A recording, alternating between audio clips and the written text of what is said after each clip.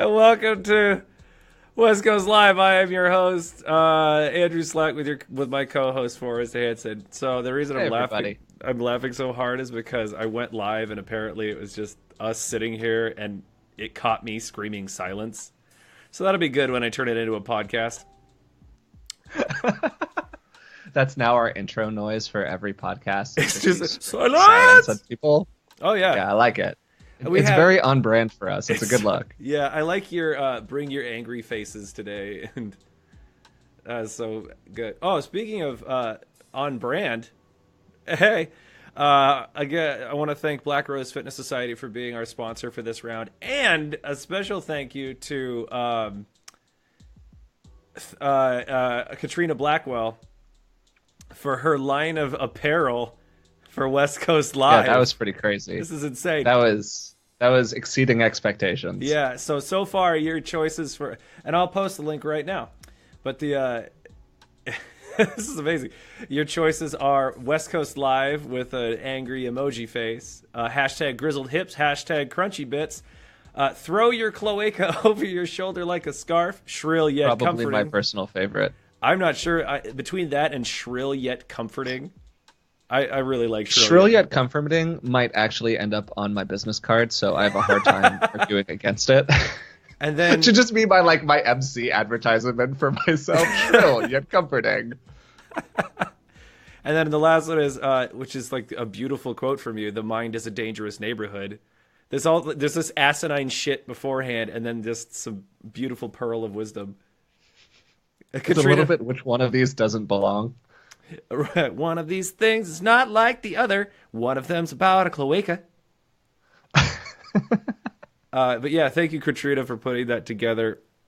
Yeah, get ready to add some more to your line today. Today we're talking about how to be a professional teacher, dance teacher. We're going to try to specifically talk about the West Coast crowd because it does have some idiosyncrasies and weirdness that a lot of other crowds don't. But Forrest and I both come from differing backgrounds, and we've talked about that a lot, so you're going to get some information from different stuff. I'm forgetting what you posted first, but I really liked it, and I'd like to start there if possible. Hang on, let me cue it up. Oh, yeah, and while this is... Whoa, Katrina just sent me a novel. Cool. So last week I mentioned that we were putting this together as a podcast. Those episodes will come out today. Mm-hmm. Oh, awesome. Yeah, I finally got it together. And the reason they haven't come out until now is I blanked that you need a pro account for the amount of time that we have. We're going to be doing this through SoundCloud. And it was just a stupid thing that I forgot to do was drop $15. So sorry about that. Those will come out today. All of our videos will also be archived on YouTube if you want to watch them later. And then, so Forrest's post today was perfect. It was, we're going to be chatting on getting into teaching as a business, how to integrate new teachers, and what criteria, if any, exist for becoming a teacher. So let's do some small talk about just teaching as a business. Yeah. I mean, a while back when you kind of had started teaching in the West Coast crowd, I know you have all this experience anyway before then, but you started offering free lessons basically at... Yeah. So talk about that, because I always thought that was amazing. Sure. Mm-hmm. I mean, I think that to kind of make a quick framing statement on this whole thing, getting into West Coast Swing as your primary for-profit business is a very hard way to make a very hard living for 99% of the people who do it. Yeah. And for the other 1%, it's a hard way to make a medium easy living. So it's not really easy for anybody at the end of the day. And so when I got into it, and just for some context here, I don't advertise myself even right now as a professional instructor or a West Coast Swing instructor, really kind of period, but there are sort of reasons for that, and we can get into that in a second. When I first started getting into it, to your question, I felt weird about charging for teaching when I was just as being taught by my students as I was teaching them. Right. I was effectively learning how to be a teacher.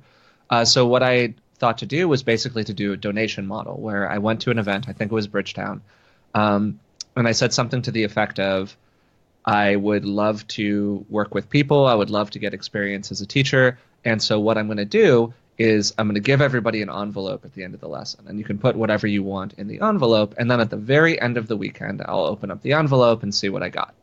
And it was really fantastic. I got like an incredibly positive response from people. I think I taught, it was about 10 lessons over the course of the weekend, about 45 minutes each. And after running the math at the end of it, I had made something like $50 an hour. So people were extremely generous. Now what's interesting is about a little while later, I went to a different event and I went, okay, I ran the math on it. So I'm making about $60 an hour right now. Hey, Georgina. Once after kind of processing for we're doing a 45-minute lesson. Okay, so $60 an hour, right? Reasonable rate for a, all-star instructor with a lot of teaching experience in another discipline. Seems reasonable to me. Yeah. I went to an event. I forget which one it was, and I advertised myself like very softly, super, super, super soft advertisement. Of like, hey, I'm here. If you would like to work with me, I would love that. And I'm presenting myself as like a teacher as opposed to like a person who's kind of getting into it. Donation, do what you want. Crickets. Effing crickets. I got like 1.5 lessons that weekend. Okay. So clearly there was a lot of actual marketing value in, as kind of Adrian is alluding to right here, there was a ton of marketing value in being extremely humble and extremely realistic about where I was at in the industry at that point in time.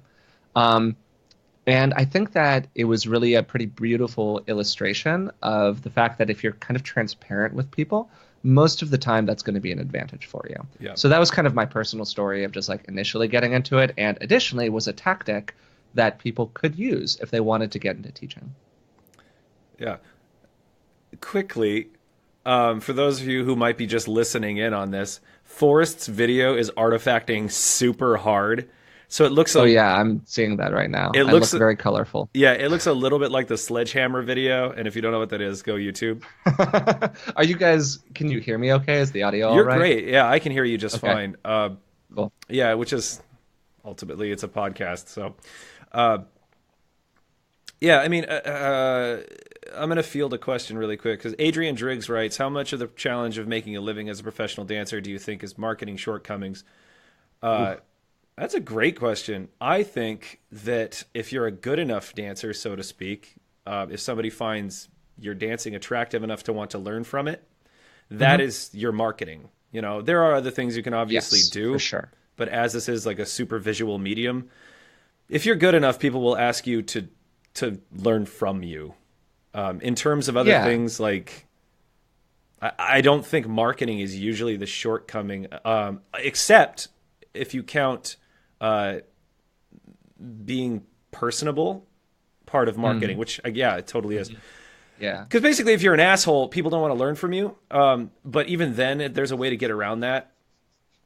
Like you see it all the time, right? Yeah, like you can, as if you present yourself as like basically a commodity, something that's important. People do it in business in every form, and it's different for everybody. And maybe we can get into that later. But if you show that you're important somehow, whether it's through your speech or the fact that you're so just undeniably good at what you do, like you're winning, or you're just wow, look at this guy, you'll be fine. Yeah. I would say get another job while you're trying to be a teacher. Like, yeah, it's don't never quit your job to become a West Coast swing teacher. Yeah. And I love that Chris Dumont joined right when I said that. All right, so if you're not Chris Dumont, don't quit your job to become a West Coast swing teacher. There are rare exceptions, but I would say that, the overwhelming majority of the time do that. Jason made a comment about wanting to help out his friends in Novice, but you feel terrible asking for money, so they buy him a beer afterwards. That's cool. Great. Yeah. I mean, I think that honestly, there's sort of two big use cases here, right? The first big use case is you kind of fall into teaching. And I think that that's the way it happens for most people, is that they pursue this dance for a while, they kind of naturally get good at it as a hobby, and then over time, they gravitate towards teaching. People ask them, hey, could you help me out with a thing? They start doing a routine. Event directors reach out to them and say, hey, do you want to teach a workshop? That's right, Chris. I see you there, buddy. Yeah. So that's kind of use case A, right? And then use case B is that you're a professional in some other discipline and you get into West Coast swing and you add it to your teaching repertoire. And I think that those are kind of the two big things that people do. I would imagine that most of the people listening to this podcast slash webcast slash whatever we're calling it Whatever, at this yeah. point, The are show. probably, yeah, the show are probably in the category of people who just kind of fell into teaching Yeah. or are starting to fall into teaching, and they're asking themselves, how do I like manage that transition For well? sure, And and to be yeah. real, like the person who suggested the topic today is getting into teaching locally more than anything else. Like, how do I break in? Is when is it appropriate? When Yeah. am I good enough? Do I seek approval from others? That sort of thing. Hmm. With like Chris, for example, Chris Damon, since you're here, he's just one of those people who's like undeniably good and did what Forrest is Yeah. talking about. He won everything, and then he did routines, and he trains regularly with some of the best in the entire world, and therefore he is one of the best in the entire world. I would say, Yeah, definitely for sure. top five leads on the planet. So Hey, that's my strong words from Andrew Slack. hey I man, don't disagree. I got my picks. So yeah, oh man, you're going back like Peter Gabriel again with that artifacting. Holy crap! It's okay. I'm looking a little like a Jackson Pollock, but that's okay. It reflects my inner monologue, and here we are. I love it. So yeah, I would say that everyone starts too early teaching, and I would say because it's for me, I started too early. I was Mm-hmm. like, I was not good, but I mean specifically when I started teaching, not teaching West Coast, because I didn't start teaching dance until I was doing Lindy Hop, and that was like 5 years, 6 years, more than that, I think, even into my dance career. And I was just so excited because Lindy Hop was super accessible, and frankly, the basics are so damn easy. Uh, Mm-hmm. I was just like, I can do this as a living, and I don't find a problem with people doing that, but be humble. I think if you want to start anything, go and offer classes, offer however much you want to charge, and if people are going to pay you, make the money, you know, and you will be regulated very quickly whether or not they want to pay you and whether or not you are getting hired as much as others. If you're feeling like there's backlash, then maybe tone it down. Always be humble and always be, and more importantly, while you're teaching, always be taking classes yourself. You know? Yeah, I think that that's like the single biggest thing that I would point to, just kind of for starters, is that the biggest qualification for teaching, particularly if you're not already in the top 1% of dance instructors in the West Coast swing community, Yeah. and if you're caring about our content here, you're probably not at this point. Yeah. Um, and is that you yourself are learning. Yeah. Like that is the most important qualification for being an instructor, is that you are engaging in a learning process yourself, that you care about improving in your dancing, and that you're engaging. Yeah, so exactly as Doug is saying, um, you don't specifically have to learn how to be a West Coast swing teacher, because teaching is teaching. You have to learn West Coast swing technique in order to teach West Coast swing. But if I learn how to be a ballroom teacher or hip hop teacher or whatever, running a class is running a class. Like communicating clearly is communicating clearly. Yeah. I would recommend going to workshops and instead of just tracking technique, track how that technique is taught. Yeah. And I think that that's like super, super powerful. And for me, these days, when I go to a workshop, I'm paying attention to two things. The first thing that I'm paying attention to is what is the teacher teaching? Yep. And the second thing that I'm paying attention to is how are they teaching it? Yeah. And I would say that there have been many workshops recently where that second category has actually been more impactful for me than the first category. Yeah. Not because the content was bad, but because I just had more deficiencies in terms of my own teaching than I did in terms of whatever that technical aspect of it was. Yeah. So, Same. I mean, I don't really take workshops anymore because I don't really want to learn vocab comparatively. I want to work on my movement style, and I find it's more beneficial when I work with specific people. But I do the same thing you're saying. Like, there's always going to be somebody who communicates things differently, and like, there's a reason that you and I co-host this show, for example. We have a lot of the same opinions about things, but we are going to communicate them differently, and that's the benefit. So. Zachary Funch? Funk. Finch. Finch. Zach, any tips for community building? We're not really going to talk about that today, man. But I'll at least give you a shout out because that's an important thing. We give 7 hours of classes per week, have a workshop initiation. Wow. That's terrifying. Per month, 50 students in class and 30 satellite That's a students. lot of students. Any tips for community building? I think you're doing it. Good job. Yeah, I would say for starters, you're doing pretty great if Yeah. you're getting 50 in a class on a regular basis. I think that's gold standard right there. Yeah.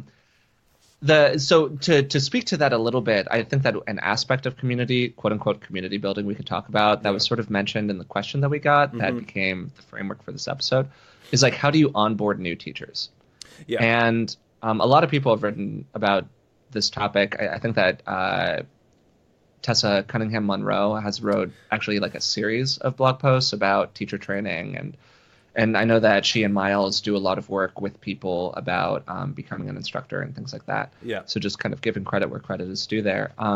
So I don't pretend to be necessarily an authority on this, but that being said, I think that apprentice teaching doesn't happen enough in West Coast. That's right. That's we're right there. Yeah, okay. So here's why we're right there, because every other dance style that I've ever participated in has apprentice teaching. Yup. For instance, for ballroom, I basically co-taught or assisted, whatever you want to say, in the kind of high-level international standard class every week at the studio that I trained at for something like 2 or 3 years before I actually taught it by myself with my partner. Yeah. And even the first couple of times, and by that I mean like the first year I was teaching it with my partner, our instructor, our primary coach, was kind of in the space. They were, moving around, they were doing other tasks for the studio, whatever, but they were available if we wanted to like chime in, ask a question, bring in their thought process, whatever it might be. And I just think that we need more of that. And I think that part of it is about becoming open to asking questions and showing up. So if you have a local community where you're trying to onboard an instructor, the first thing to do is to have them assistant teach for like 6 months, something like that, where they just show up every Wednesday or every Thursday, whatever it might be, and they're in the class and they're learning how to teach that class just as much as they're learning whatever technique is being taught. At the highest level, mentorship. Mentorship, I think, is a huge part of dancing in general and could be an even bigger part of West Coast Swing. So. Yeah, I mean, if you can treat this sort of like the master-student relationship that is present in most crafts, not only is that insanely beneficial for you because you're just building up people according to what your sort of mythology is, but it's empowering for all parties. It's extreme. For me, I was really lucky, and call it half lucky because my mentor turned out to be a shitmouth, but it was half of the partnership was like solid gold, like just I don't think I'd be where I am today if it wasn't for like Virginie Jensen. Sure. She's insane. She's just perfect. And now I have 3 students under my under my wing who, even as the teacher, it feels just as good, if not sometimes better, to be able to, I don't know, impart some wisdom or at least make people honestly just feel important. You know what I mean?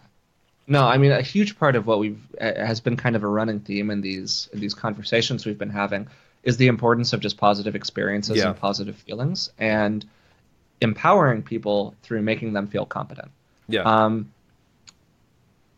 Teaching is hard. Like, nobody emerges from the dance womb as a fully formed teacher. That's just not how it works. I wish you could see my face. To dance womb. That's going to be our new convention. We've been talking about it. We're going to be calling it Dance Womb. Are you sure we're not going to call it the incubator? Like, should we do it that way? No, that'll be like that's the entryway, the incubator. That's like that's us bringing new people in, and then the womb is when we release you into the world. It's really just us with a speech impediment saying room, but whatever. The dance womb. The dance womb. Okay, anyways, have fun storming the castle. So Adrian writes. The point is, you're going. Yeah. I'm sorry. Sorry. So I had a thing. What Doug, it again kind of connects a little bit to what Doug's saying in the chat right now, which is that we think that the way that you learn how to teach is by teaching beginners. Teaching beginners is really effing hard. Like, Yeah, it's so hard. it's And yeah. that is not how you learn to be a teacher. You learn to be a teacher by watching other people teach. Like, that's it. And maybe you have more of an inclination towards it than somebody else does, but you can't yourself become an instructor without having received instruction. Yeah. And I think there's this like weird undercurrent. I think particularly, honestly, I've seen it like in the swing community more, where there's this kind of like power stance in being the person who is never trained, Yeah, where people are like, I was never trained and therefore my accomplishments are like more pure or I'm more talented or whatever it might be. And it kind of gets to the talent versus like but effort conversation we were having last time. talent, like at that level where you're like you're standing on a high echelon and blah blah blah, and you're like, oh, I never took a class. You're still training. Like if you're doing it enough that you're that Sure, yeah. stupid good, and that's a fucking hot button for me, because the concept of like untrained, it just means you didn't have like a formal instructor per se, but you're still, if you're that good, you are training like mad. You are no different, in my opinion, than somebody who does have a more traditional mentor, other than you maybe just didn't sit down with a single person longer than the other guy. Anyway, Totally. tangent. Yeah. Sorry. I don't know why when people talk about like formal versus informal training, I'm just like, it's just, it gets me greasy. Yeah, there are a lot of ways to learn, I think is kind of what Yeah. you're getting at here. And different methods work well for different people. So. Exactly. Thank you for making, Sure, for sure. for making it eloquent. Yeah, I'm just here to, Damn it. Okay, so Adrian writes, what do you find strong indicators to deciding if your potential living as a teacher would be best suited to private lessons versus beginner group lessons? Forrest made a face. You talk. Well, for the record, I love Adrian. I just think that this is like a little bit upside down in terms of its thought process a little bit. And here's what I mean. And I think that this points to kind of like an underlying thing. Again, it kind of gets to like the beginner thing where teaching beginners is tough. Like for me, if I ran a convention, I would have my best judges judge novice because I think that novice is really effing hard to judge. Yep. And I would have my best teachers teach beginners, and they would teach basic technique because I think that that's the hardest thing to teach. Yep. So that's just my opinion. As an aside, if you are getting into this as a life pursuit, it's important to kind of think about how you want to structure your business. Yeah. And at the basic level, for almost anyone who teaches at a local level, which is how I would say 90% of the people who make money in the West Coast swing community make their money is by teaching at the local level. Yeah. You start with your group class. Your group class is the foundation for everything else that you do because it's out of your group class that you get your private lessons. So very, very few people are going to have success kind of pitching themselves as a private instructor right off the bat. They're going to teach a really great group class, and from that, they're going to get a lot of prospects for lessons. I think a really wonderful example of this locally is what Eric Jacobson has done at Mission City Swing, which is a community that's been around for a couple of years now based out of San Francisco. Yeah. And San Francisco itself didn't really have a particularly developed West Coast scene. I mean, it did a little bit. Melissa Roots would do sort of monthly dances at the Dance Loft and things like that. But in terms of like a regular weekly plug and away class, it was sort of hard to find something consistent. And he really took a community that started with almost nothing and has built it into one where it's just packed every Wednesday. Tons of people take the classes. They're really good dancers. They're very well trained. And from that, there's become this whole pipeline of new dancers in the San Francisco community who are now looking for private lessons. And that benefits everybody. Like that builds the whole community. Yeah. And so like constructing that pipeline for new people to get into the dance is like maybe the most important thing you can do as an instructor. Yeah. And I mean, yeah. Let's move on to the second part of this. Well, I guess we kind of naturally did how to integrate new instructors, what criteria exist. We're kind of covering all the bases already. I guess going along with teaching as a community role, sometimes the typical thing is to try to get into the normal venue, like kind of Forrest is saying. If you find resistance, go do your own thing, I would recommend. And that can be with like 3 people, and slowly it will grow. There's enough space for everybody. I find that people get kind of locked into we only have Wednesday nights or Sunday nights or Thursday nights or whatever, and I can't get in there. I can't be a DJ or a teacher or anything like that. Sometimes shit just gets full up. You can't, like, having a rotating set of DJs and teachers, you do hit sort of a critical mass point. So if you find that you are not being a part of that, but you still want to be a teacher, do a thing that a lot of people don't do, frankly, in my town, and call up a bar that has music or doesn't, and offer this very standard package of, we will teach for an hour beforehand, you will get a cut of the door, we get a cut of the door, and then we'll DJ for you the rest of the night with people who will buy drinks from you. And that's a pretty great. Yeah, that's a pretty standard thing. I don't know why we don't do it in town as much. If anybody locally is listening, someone do that and then hire me. So I don't have to do the work, but I can reap all the rewards. Somebody else does the legwork. Yeah, you get the money. It's a great equation. First, I don't want to. I'm tired. I don't want to. I got 5 jobs, man. That's a lot of jobs. That's a lot of jobs. That's like 3.5 more than I have. Jeez. So this other thing, and this might piss some people off, but maybe don't try to be a teacher. If you think about it, because there's this thing with being a teacher is seen as this high end, like, oh, I learned from so and so, and I learned from so, and that's awesome. But really understand your priorities within your dance career. If you want to be a teacher just because you think it's fucking cool, I understand, but don't do it, because you are doing everyone else a disservice. And maybe there's more to it, but that's my gut. And also, you don't have to be. Like, if you want to do this as a living, you can go and gung-ho and be a performer and just focus on that. And honestly, you will probably be a better performer than if you spread yourself super thin. I feel like there's this weird conception of, like, you have to compete and you have to perform and you have to do Jack and Jills, but at the same time you have to be teaching all the time, and it's just, you become this very thin canvas on which to paint, and you just end up puncturing everything that you're doing. Mm-hmm. What are your thoughts? I think that I more or less agree with you in that. Well, I think it's tricky. In terms of, like, the underlying point of get into teaching if you really love teaching. Yeah. I think that's the deep truth, right? Like, no one should be getting into teaching because, like, that's how they can finance their dancing. Yeah. Because that's a disservice to your students, to your point. You should be getting into teaching if you really love the experience of teaching, and, maybe if you acknowledge alongside it that this is not a dance that people can make a living in simply by being a performer. There's literally no one in the West Coast swing community who makes a living only being a performer. Everybody teaches. Yeah. And that's kind of where I think that this confusion, maybe is the right word, happens, where everyone thinks that they have to become a teacher because everybody else who makes a living in this dance is a teacher. Yeah. And there is a certain inevitability there because it's just tough to get paid in other ways from dancing if it's not through instructing other people who want to learn how to dance. Yeah. So I understand kind of like the economic necessity of being a teacher sometimes.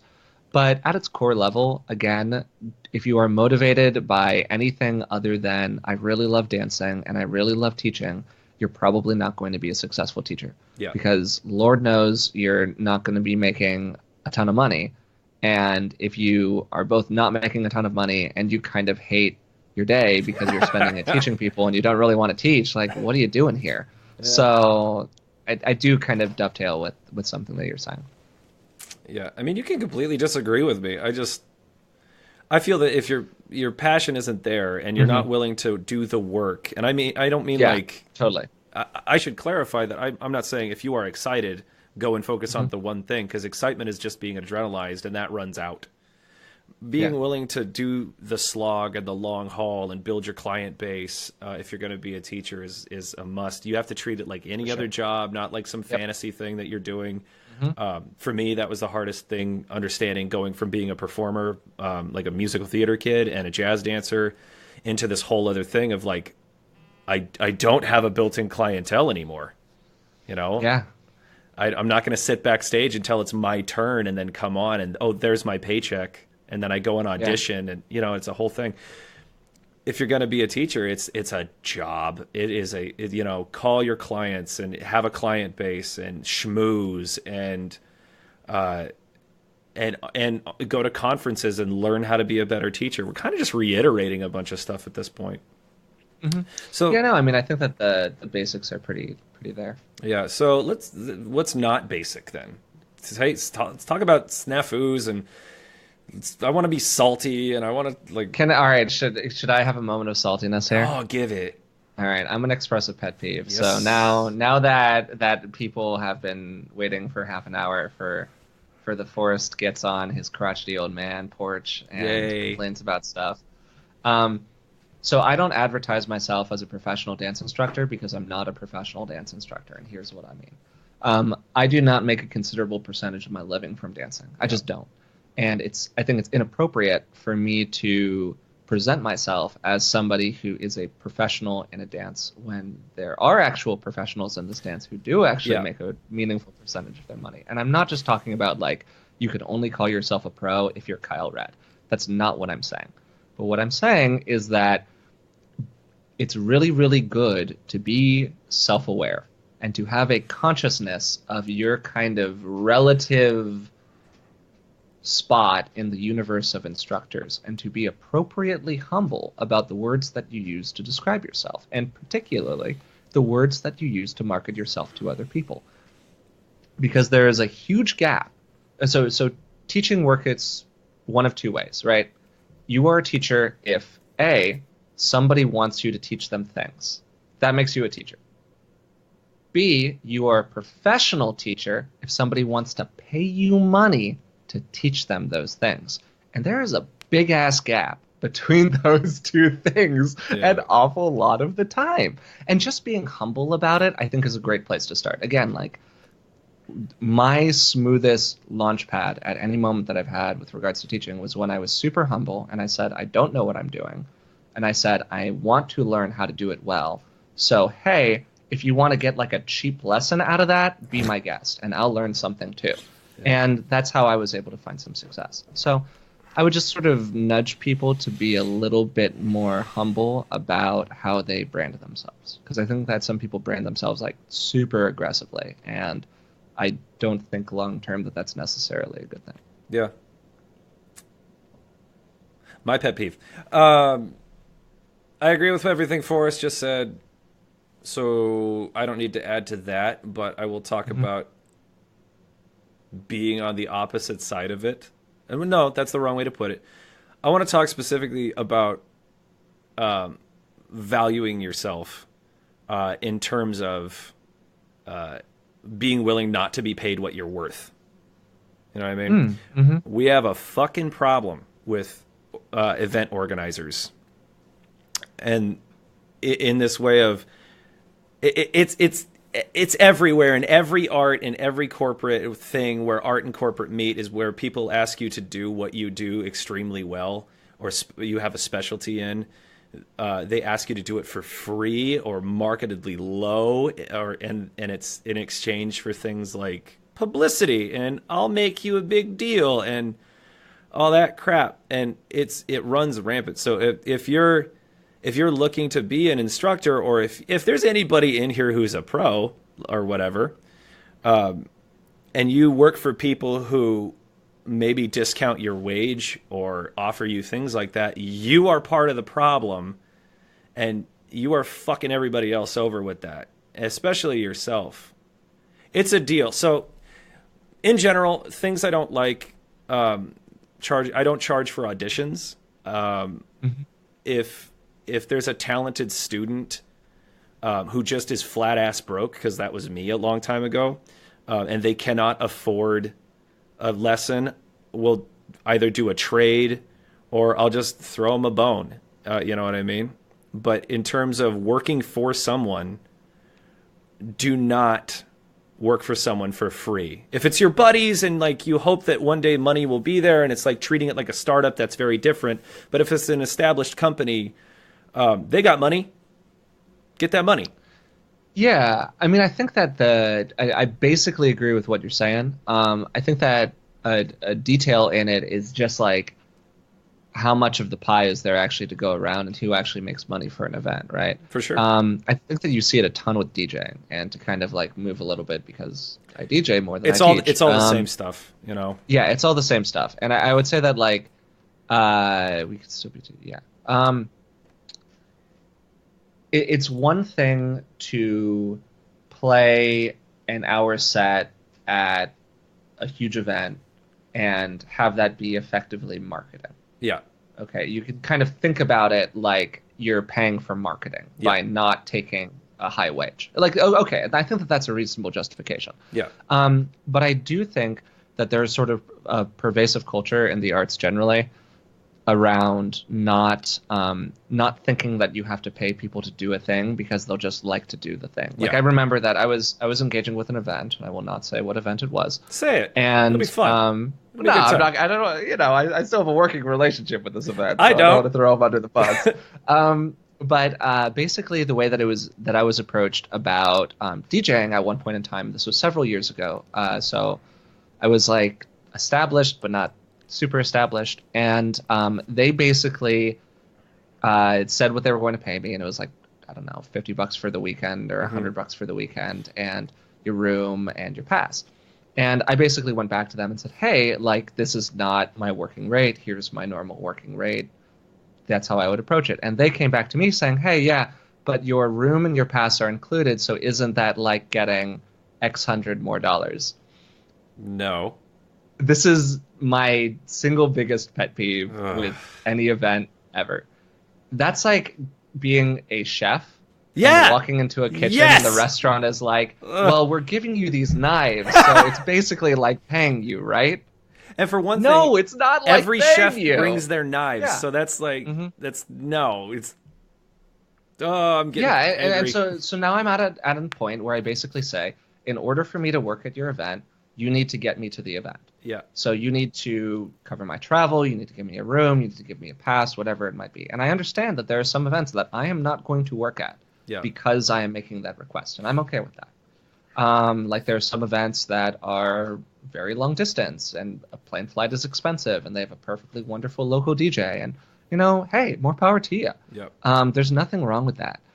But I do think that like as a community of people who work in the dance community, it is important to kind of start nudging this shift towards there's a basic expectation of what you're provided as somebody who works at an event. Yeah. And I think that for starters, having the event get you to the event and having the event house you while you're there is like the minimum level for entry. Yeah. And from there you negotiate a wage. Yeah. So. I agree. Yeah. Yep. You know what would be fun? I want one of these days, maybe next week, for us to build an event. Like go through it. I'm not even kidding. That'll be fun. Yeah, it'd be awesome. Like go through our dream event. We could easily do an hour of it and get. Should we give ourselves a shadow budget? Yeah, of course. Well, yeah, we have to allocate it like a draft pool. I like it. Yeah, we'll start small, and then it'd be like first year, our dream convention. For the first year. We'll full on swingtacular it. It'll be great. Yeah, something like that. It'd be awesome. So Zachary Finch writes, we can still be teachers, getting asked to teach without being pro, quote unquote. It feels like for me that we need more experience before we can attain that high level.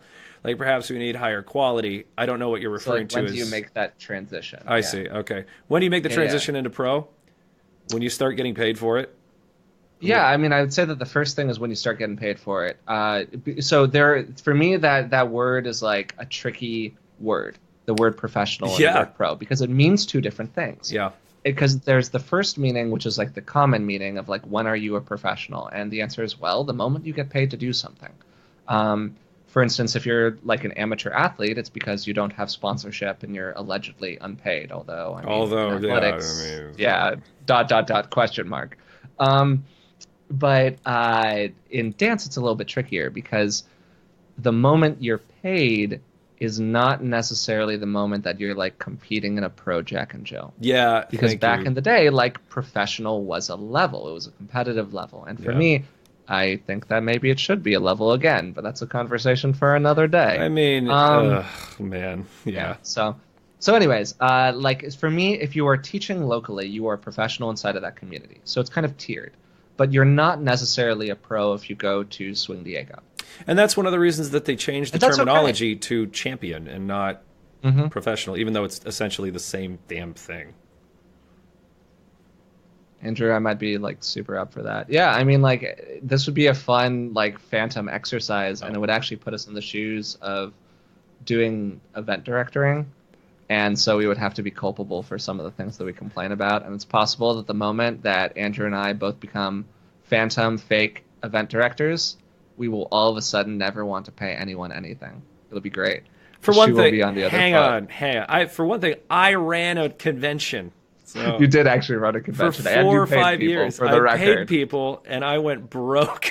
So, uh, yeah, but I have a whole thing on how conventions are run, and that they're shit essentially the way that they're run in the West Coast crowd. The way Well, I think conventions are hard to run. hold on, that's a whole thing. I'm not saying they're not difficult to run, but the way that they are set up is not conducive to grow the brand, or for that matter, like pay everybody. You know, Sure. they're fun. I love conventions. Please don't bar me from any conventions out there just because I'm salty. But if we just look at, if you look at how the rest of the convention businesses run, specifically into like the gaming conventions or like nerd-based conventions, who pull in, like Comic-Con, for example, pulls in some obscene hundreds of thousands of I people. was about to say hundreds of thousands of people. Yeah, on a lower scale, PAX last year pulled in PAX Prime. It's a gaming convention up in Seattle. Arguably the biggest gaming convention is 70. Oh, it was 85,000. Wow. Yeah. And they're not doing anything earth-shattering. It's just they're doing things that we're not doing. Now, I'm not saying that like tomorrow we could throw a convention and do exactly what they do and bring in 85,000 people. That's obviously impossible. But the amount of people who do West Coast Swing is so small, and we're not really doing. I don't think we're doing the right things as a community to grow it, and that's, I think that's the responsibility of the conventions more than anything, and being willing to broadcast onto social media more. And that's actually inherently being a teacher, like to bring it back. Leverage your social media, use YouTube, post yourself, use Instagram is huge right now for dance. It's huge for dance right now. And not a lot of people are doing that. I gotta give a shout out though to Sean and Courtney for their most recent post. That's the kind of stuff that I would love to see more of, because that video was shot well, it was beautiful, and it was good content. And you could And it argue was, as an aside, a great advertising piece for them. exactly. And I doubt that they constructed it that way intentionally, because that's not really how they're oriented. I'm sure they just wanted to create something artistic. But hey, as a side pen of it, having like this great marketing piece is pretty great. Exactly. And like in other businesses, especially other crafts, other vocations, you have a resume. You have a tangible thing. Specifically, I'm just talking about the arts.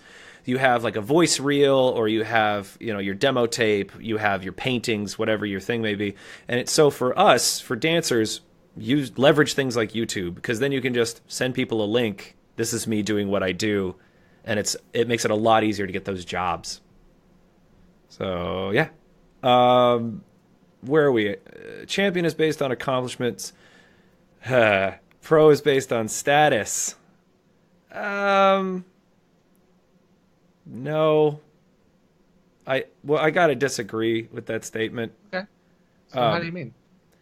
Because champion is a very subjective. If you don't know this, so I fall under the category of all-star champ. So depending on the convention, I am in a champions division or I'm in an all-star division.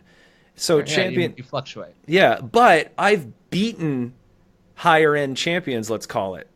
So if it's based on solely accomplishments, I should always be in champions, but it's not. Well, what if the metric is not about competition in a Jack and Jill, but it's about competition in a routine?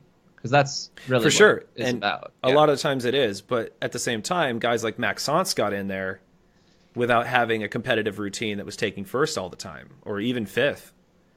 Yeah, sure. But I mean, I think that I think that what you're pointing to, Andrew, which is accurate, is that different, and this is sort of a side conversation. If this isn't interesting, we could talk about something else. Yeah, if we're in, I'm in for it, because I think this is a really important conversation, actually. Let's do it. How we define champion is super variable, Yeah. to your point. Like, some events define it one way, some events define it another way. NASD changes how they define it, like, every 18 months. Yeah. It's great. It's wonderful.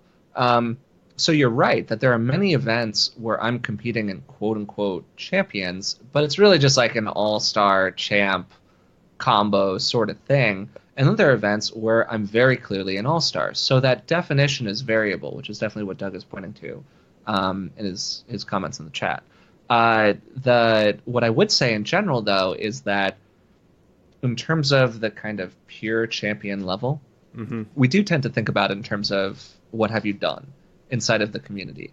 Whereas like professional is just more of like a designation. It's like, this is what I do for my job. And so champ is like a skill level, while pro is like a job level. Throw an invitational, champ, and professional. Yeah, that's what I want. I want an event to do an invitational, a champions, and a professional Jack and Jill. That would be great. I would be fascinated to see who was supposed to wind up in which one and all of that good stuff. That would piss the people off. That would be wonderful. I'm gonna get you those digital sunglasses and put some people just want to watch the world burn underneath you. Literally me right now. Yeah. Yeah. Keep going. No, I mean, I think that's most of my thinking on like the champ versus pro thing. Yeah. I mean, as a total other aside, like I'm definitely one of the people who thinks that there should just kind of be an so if I ran an event, I would only ever run an invitational. Yeah. I would run an invitational, I would run a all-star / champ, and then I would run normal skill levels. Yeah. Because I think that like right now these days at the champs level, it's very, very clear that like who's going to make finals when you watch the prelim. Yeah. And so what's happening is that you're discarding 10, 15, 20 really, really fantastic dancers because they're not, insert names here, Kyle, Ben, Sean, Michael Kielbasa, who just whatever. Showed up in the chat. Hence, thank you. Hence the shout out. Or Brandy, Tatiana, Sarah, etc., etc., etc. Like, there are a lot of really effing good dancers who dance in champions who aren't those people. Yeah. So I think that, like, as an event, you're kind of shooting yourself in the foot by discarding those people in prelims. Like, I would much rather watch those people dance in a spotlight. Yeah. And then also for the All-Stars, or for, people like me, I get to actually have a competitive prelim. Or, you actually get to measure yourself against the people who are real, legitimate champions, professional dancers. See, and you say measure yourself, and that is probably my favorite thing you've said in a long time, which is good because I like everything you say. But that mentality doesn't exist with a lot of folk. Do you ever? Because I know you and I have talked about this, and I know I've said this when I was in my more like, let's call it shitty period, where people they just want to win. It's not about a test of skill. It's not about I want to compete against Michael because he's a badass and I want to see where I stand. It's about what's easier for me to accomplish something, and that is at this point in my life as a professional, that is an appalling fucking statement that I think everyone needs to get out of their vocab if you want to be a competitor or a professional in anything. Because ultimately, go on. No, it is a little bit that mindset, and not, again, like I sound like I'm 73 and sitting on the porch with a shotgun right now. But there is kind of this everyone gets a trophy mentality that exists a little bit in sort of All-Stars, where you make All-Stars and you're like, now it's my time to dance a spotlight or whatever it might be. That just ain't how it works, kids. Yeah. So if All-Stars is going to be like a real division, and I would say it's very much a real division at this point, but if it's going to be like a meaningful division where people get value from winning it, it has to be competitive. There have to be people in it who are pushing each other to make that final. Like, I want to feel really, really accomplished for making a final. I don't want to feel like I'm moonwalked into it, right? And that means upping the level of competition, and that means most of the time also having an invitational. Because that way the, kind of grandfathered in people, we all just know who the grandfathered in people are, and that's the way it goes. And we can have a different conversation another day about whether or not that's a good thing. Yeah. But it is what it is right now. So why are you crushing half of your champs division full of amazing dancers who never get a chance to actually make a final and actually dance in the spotlight? Yeah. So for me, I just think that like it just doesn't make any sense. But Agreed. That's just my opinion. No, I'm with you 100%. Yeah, we should actually. That would be a great topic in general. It's just. Oh dear. No, it would. I mean, the purpose of the show is like we get to talk about things that people might be a little more afraid to talk about or whatever, and definitely like being grandfathered in as a pro is a weird little thing. You know, it's a strange spot, and I think that it's a strange spot for the people who are grandfathered in as well. I agree, because I mean, I don't necessarily agree with like the reduction of status or reduction of level that like the WSDC. I don't fucking agree with the WSDC to begin with on a lot of things. Let's be real about that. Andrew out here dropping bombs on the WSDC. Oh yeah, because I'm so sorry, WSDC. No one's if you would like to sponsor the show, that. you are. We will take your money. Yeah, we'll take your money. Maybe that extra $1 that's been tacked onto every single play. But I digress. So, what was I saying? Oh shit! Sorry, we just like we hit a hard right turn, and the car is now just screeching off the roadway a little bit. Well, this is a good segue. Check it out, Jessica Green writes. Jessica Green. Hey, there it is. I like when an event runs a non-WSTC champ, Jack and Jill. And I'm sweating, and then everyone who doesn't make finals can then enter an all-star Jack and Jill. Yeah, shout out to Swingtacular. Yeah, that's exactly what Swingtacular does. Yeah, and honestly, like that's the way to do it. Doesn't Swingcouver do something similar too?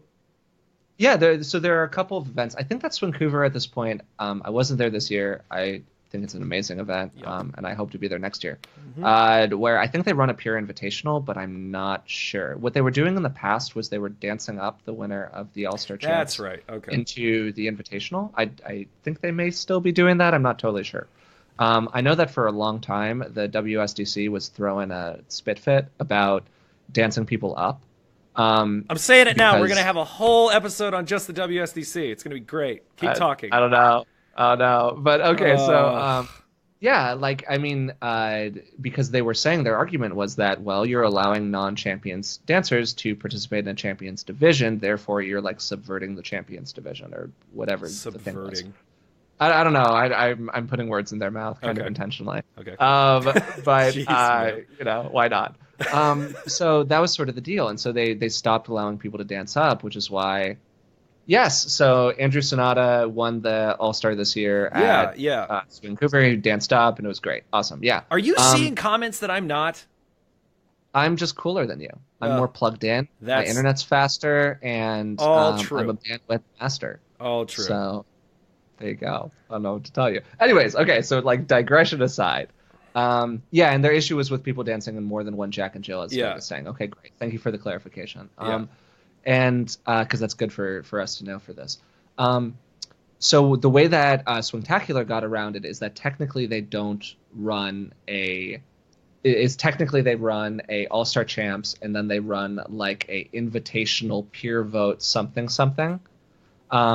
So they basically were just like, we only run one top level Jack and Jill, and it's the All-Star Champ, and then everyone else is quote unquote in the invitational. So it makes it so that you're not participating in more than one pointed event. So that was the loophole that they found. I see. But honestly, just the fact that you have to like work a loophole in that fashion is a little bit absurd. So I agree. And I mean, Chris says it. They don't even have a system to move you from All-Star to Champ. So how can they be mad? Like, why does it matter? It doesn't. I mean, if you don't govern a thing, it is none of your business. But again, we're way off topic at this point, and I'm okay with it.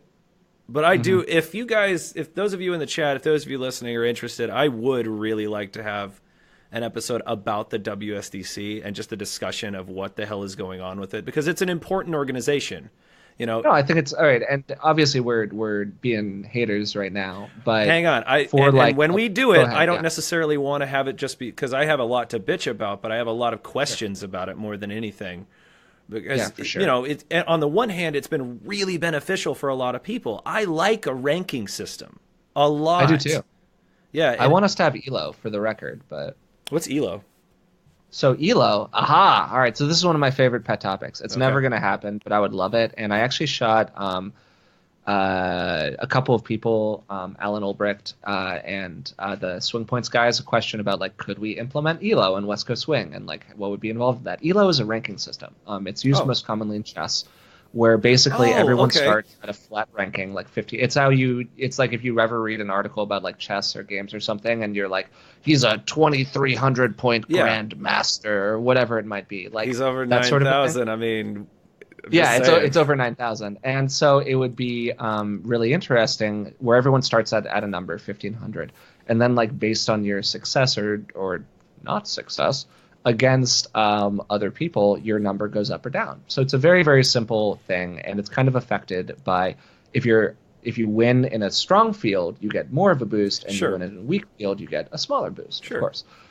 So it would be super, super cool to just do a backwards, because we have all the data. We have all the data from Jack and Jill's.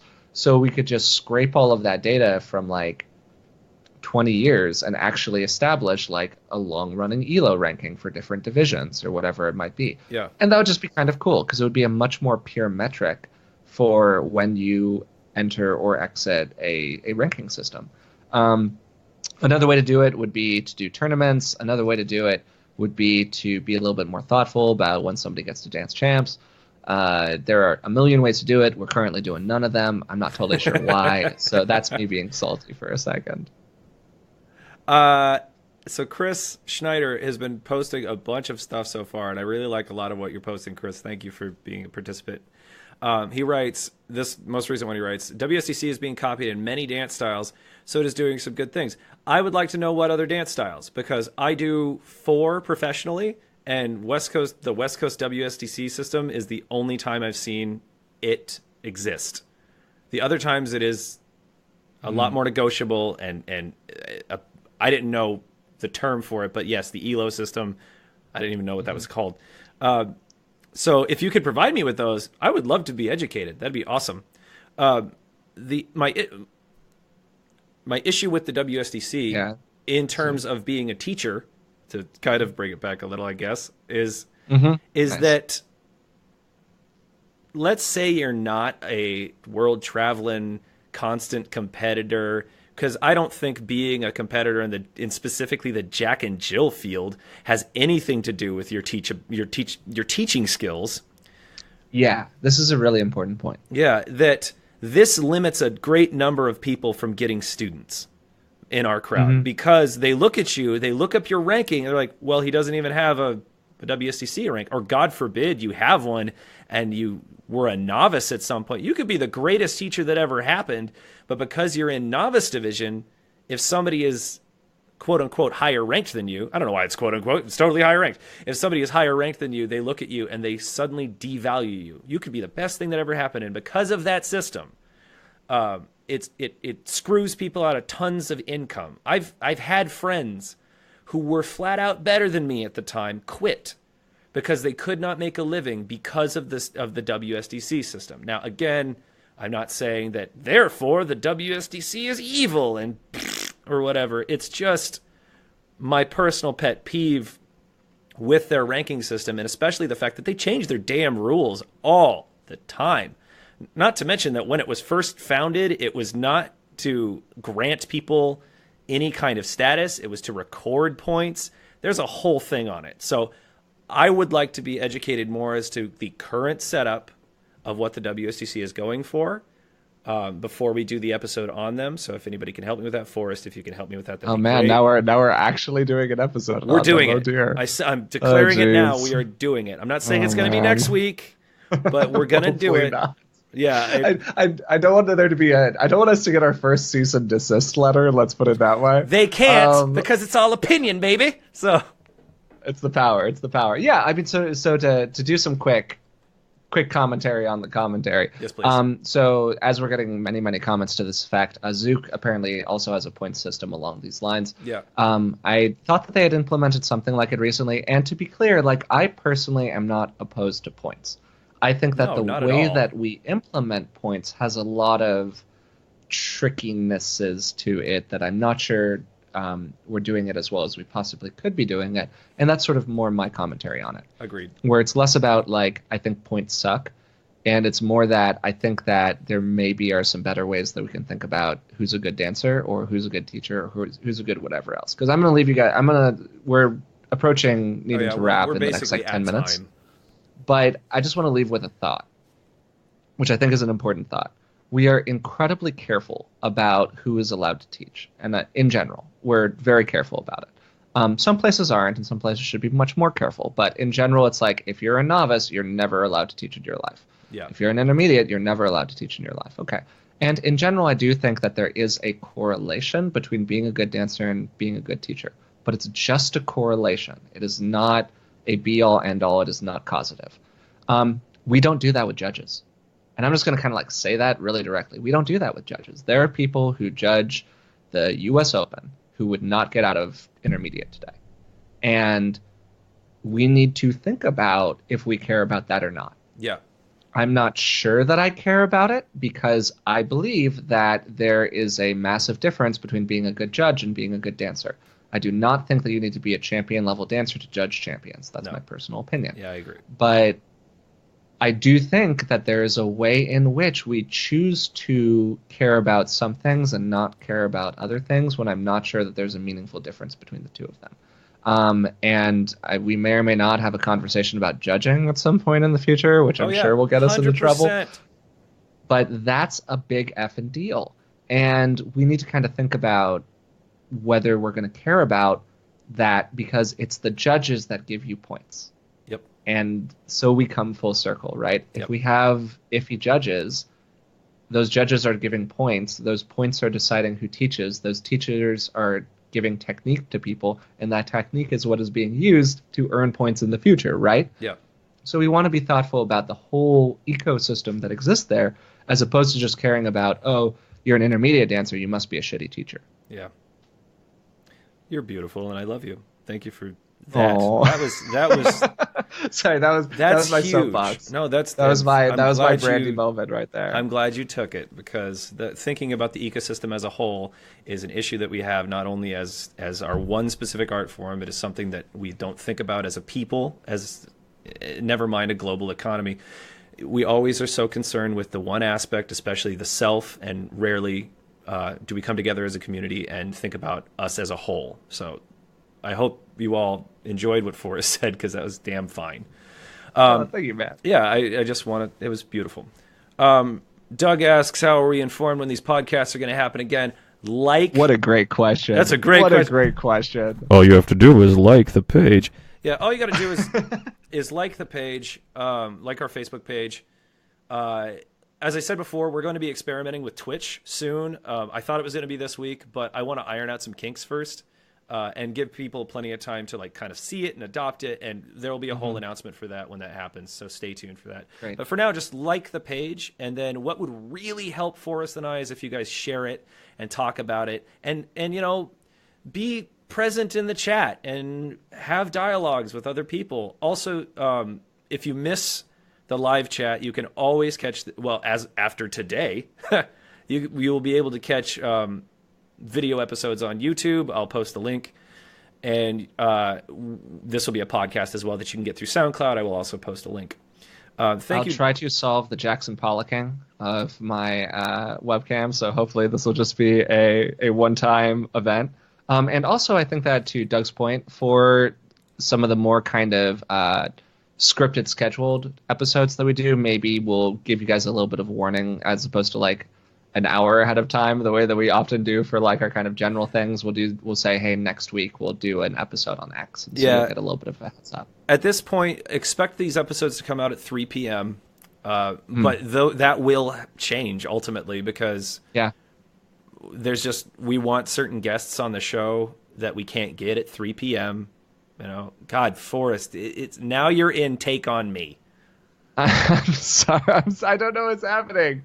I'm so sorry. This has never happened before. But it is what it is, guys. I'm sorry. Adrian, I know about Restream, but the reason that I'm pushing Twitch so hard is because their affiliate status and a number of other things make it extremely lucrative to just just be through them. If you do Restream, you're not technically allowed to use their funding services, and there's a number of projects that I would love to come from West Coast Live. Not money to my pocket, or mine or Forrest's pocket necessarily, although that'd be great. But I do want to have I want to throw an event for everybody, and if people want to throw in for that makes it easier. What was I going to tell you all? There was something cool. Oh, I would love, and I'm going to take a look, Chris, at Jonathan's ranking system in just a couple minutes. But it's really cool.